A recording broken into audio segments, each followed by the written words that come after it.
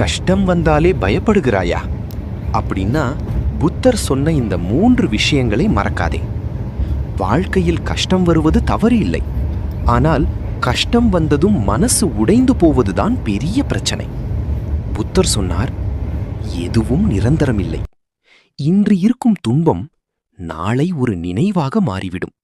அதனால் இந்த நேரமும் கடந்து போகும் என்று நம்பு. 2வது, உன் மனமே உன் நண்பனும் எதிரியும்.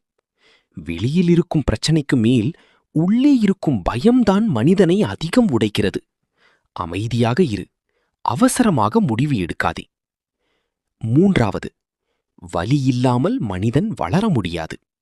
ஒவ்வொரு கஷ்டமும் உன்னை பலவீனமாக்க வரவில்லை, பலமாக மாற்றத்தான் வருகிறது.